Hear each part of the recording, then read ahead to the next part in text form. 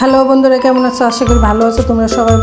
চ্যানেলটা ভালো লাগলে অবশ্যই আমার চ্যানেলটাকে একটু সাবস্ক্রাইব করে দেবে। কেমন দেখো, আজকে মা কালীর মন্দির থেকে মাকে উঠিয়ে নিয়ে যাচ্ছে।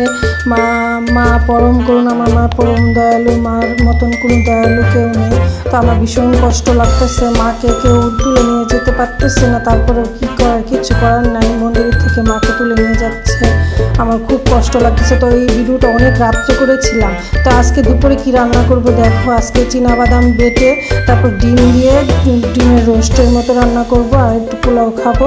খুব মন চাইতেছে আজকে একটু পোলাও খেতে। তো কিন্তু প্রচণ্ড পরিমাণে গরম, কিছু করার নাই। কিন্তু আমি অনেক দেরিতে আজকে রান্না করছি দুপুরে।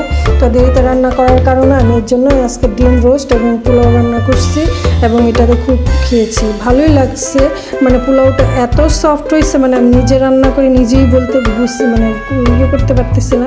এক সময় আমার পোলাও খুব খারাপ হয়ে যায়, কারণ আমি এত রান্না পাকসি না, তো এর জন্য। তো দেখো আমি পোলাওটা সোমবার দিয়ে দিয়েছি, কিশমিশটি সবটা দিয়ে দেবো। তো আজকে এই আমার মেনু ছিল দুপুরের রান্না। তো রাত্রে অন্য কিছু রান্না করবো, চিন্তা ভাবনা করবো। তো দুপুরে যা রান্না করলাম তাই তোমাদের কাছে বললাম।